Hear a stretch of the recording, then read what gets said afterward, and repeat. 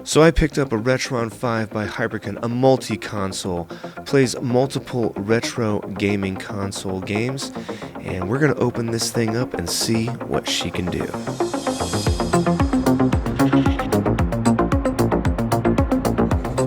So today we are going to unbox the Retron 5. This is made by Hyperkin.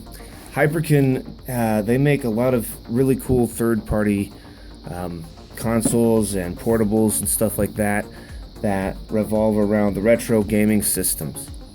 And what is the Retron 5 exactly? The Retron 5 is actually 8 consoles in one, straight out of the box.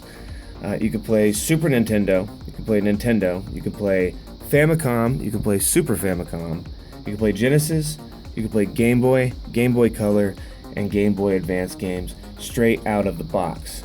There is an attachment that you can put on this that will allow you to play Sega Master System games. I'm not interested in that. At this point in time, I felt like this is definitely something that I can use for my channel. And let's get knocked into this. Let's open this thing up and see what's inside. And I'm excited. I've been waiting for this thing for, about a week or so. Okay, now then. So, got a biodegradable packaging inside of here. Pull this guy out. It's kind of being a pain in the butt. Doesn't want to come out. This is clearly the way it's supposed to come out. I really get annoyed by that shit. Come out of here. Alright. So, the first thing we're going to look at here is the controller. This is the controller that comes with it. This controller is wireless. However, I am not a fan of the idea of using analog sticks on old Nintendo games or any of those games, to tell you the truth. It feels cool. And I mean, I'm sure I'll have some use for this, but it's not something. These are programmable buttons right here, and you have your right and left buttons up here at the top. And as I said, this is wireless. The thing about it is it's not really designed for your hands. It's kind of bulky and strange feeling, and I'll show you what they based the design on. I did end up buying some regular Super Nintendo controllers by Hyperkin because I'm old school and I like the feel of these. And I don't know, like I could just tell that thing wasn't gonna be something that I wanted to use playing on the old Nintendo games and stuff. Just darn hair in there. It's just something that's preference. To me, a lot of the muscle memory comes from the actual controller, like the way it feels and everything. These were way too expensive. I paid like $30 for 2 of these. I way overpaid for these. And they kind of feel like cheap plasticky, kinda. They don't feel bad. They actually feel pretty decent, but they're kind of lightweight and they kind of have that cheap plastic feel that we've come to know and love from knockoff products or third-party products. I'm kind of intrigued by the way this feels, to tell you the truth, and I will try it, but I know that I'm going to have more fun playing with that. The other controller, I mean. Alright, now let's take a look at the console. Let's get this guy out here. Set this off to the side here for a second. And we'll get in here. Now,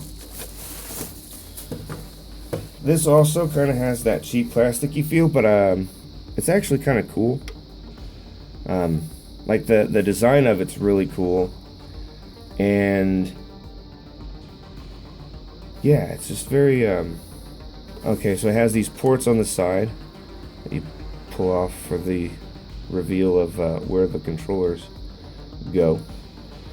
That's kind of nice, and it actually feels. When I say it feels like the cheap plasticky stuff, it's really not that bad. It's kind of got a little bit of weight to it, and like I don't feel like I wasted the money that I spent on it. I can tell it's actually built pretty well. So this area back here is actually for this, okay? That's what they designed this to do, was to sit in here. They didn't design it for the feel of your hands at all. It's clearly evident when I put my hands on this naturally. My fingers don't even hit these buttons at all. And, you know, it's kind of a silly idea, I guess, but whatever. The idea of this is awesome. Now, it's definitely, it just says SNES on there, but it does play Super Famicom games as well as the regular Famicom games, which here's your port for that. On the front of this, you have your Game Boy Advance, your Sega Master System controller, your regular Nintendo Entertainment System controller, the Super Nintendo controller, and the Genesis controller here. When you put a game in, it's going to read the ROM and it'll cycle through as to what it is. So if you're putting a Game Boy Advance game in here, this will light up. But it has to detect the ROM first. Now you can save to the console itself, or you can still save to your carts if that's something that you want to do. That's one thing that's really cool about this, is it uses a lot of emulation. And we're going to get into that. I'm going to show you this thing powered up, and I'm also going to do a side-by-side comparison of a regular Nintendo version of Super Mario Bros. 2 on the Nintendo Entertainment System, and then the same game run through this. On the back here you have an SD card slot, and that is for like cheat codes and stuff. You can download cheat codes from Hyperkin, put them onto your SD card, pop them in, and you can play them on your game. This is an USB for this to charge, and then you have your HDMI out, and then there's a hole there that has absolutely no value to it at all, apparently. And this is our power supply here. Let's see here. Apparently, okay, so it comes with various plugs for various types of wall outlets, so it can be used in different countries, I guess. I guess different countries have different wall outlets than we do here in America. I'm assuming. I mean, I could be a completely wrong statement, and I just sounded like a retard when I said that, but that's the only thing that I can figure. So it makes sense to me. Oh, yeah. See, you can push this down and this comes off. That's exactly what that's for. And then your USB cable. A few more things that come with this machine. You've got a set of stickers here for whatever that's worth. And then you have the, how to use this thing, the instruction manual. And of course, I'm not going to sit here and go through it with you, but it seems easy enough to read. Yeah, and just so you can see there, it says SNES and Super Famicom cartridge slots, so I'm not just making that up. This says Genesis and Mega Drive slot, and like I said, there's an attachment that you plug into the into this area here in order to play the Master System games. And you can't have more than one cartridge in here at a time. It won't read, at least at the time that it was manufactured. I don't know if they've had any firmware updates to change that. That's also something I'm going to do. I'm going to update the firmware to this and make sure that everything's current, and then we're going to get into the whole comparing the two games comparing the one game on the two systems.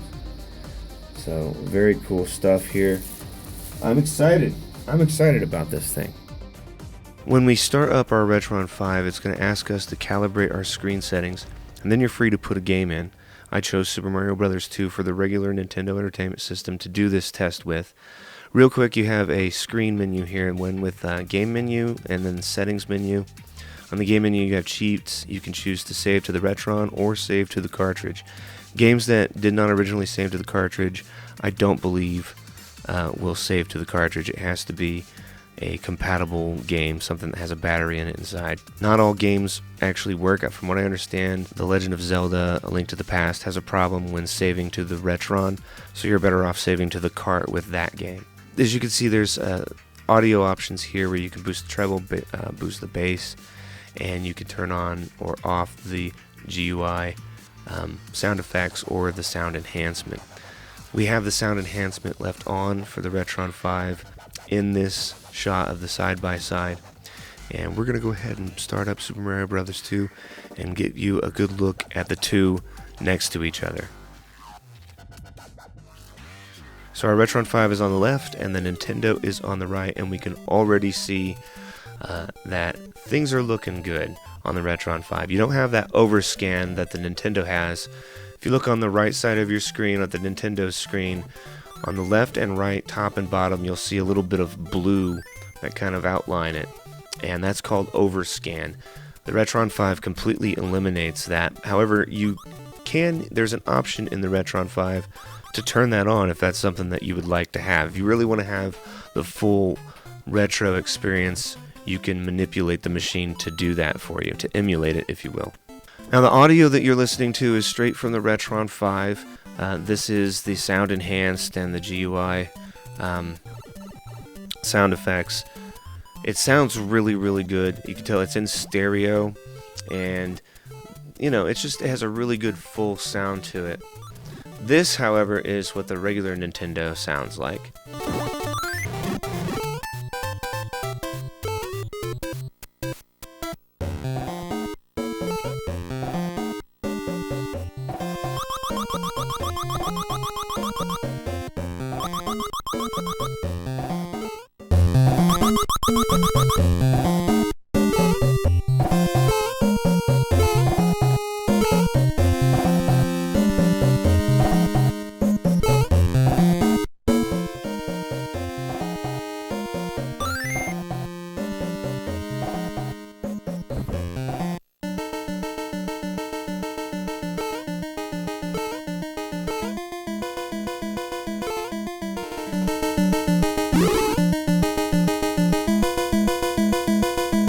So there is definitely a noticeable difference between the two, and just doing a little research and stuff, I kind of learned a lot about the Retron 5 and why it would be a good console to purchase when you're in the market for something like this. Buying all those consoles individually can be extremely expensive, and for some of those people out there who are really, really into the experience of the retro, the whole retro system of owning those things. I was right there with you. I owned those things, but it seemed to be a lot more cost effective to just buy the Retron 5, which does so much in one. Now this is the startup screen whenever you actually turn it on. I wanted to save all this stuff for a little later in the video because it could be a little bit boring. I hope it's not boring. I think this is good information. This is good to show you. You have to go through the menu with that wireless controller. It's the only controller that has a home button on it, and if you want to be able to access the ROM's menu or the console's menu itself, you have to have the wireless controller in your hand or nearby to get to that screen. Now here I've put in the Super Mario 2, and it reads Super Mario 2. And it also has a save from where I last left off.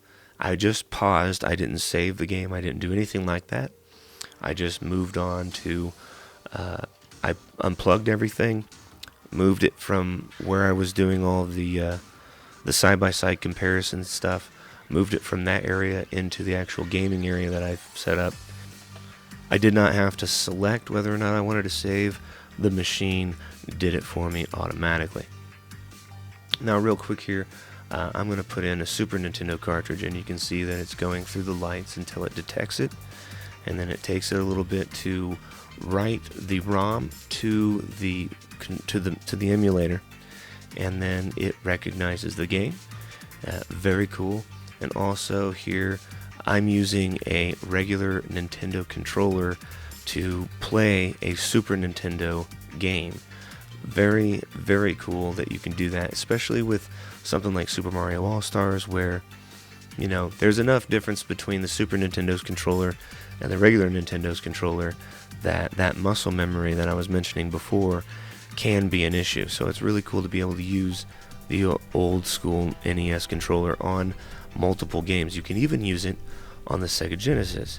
Guys, if you enjoy the video, If this is stuff that you like to see, let me know by giving me a big thumbs up. I love doing this kind of thing. This was a new idea for my channel. Obviously not a new idea to YouTube, but the first time I've ever really done a real unboxing of a product that wasn't something like Loot Crate or Arcade Block. So if you enjoyed it, let me know. Let me know what you think. Let me know what kind of games you're interested in seeing me play with my friend Evan in our new retro gaming show. And I will see you in the next video.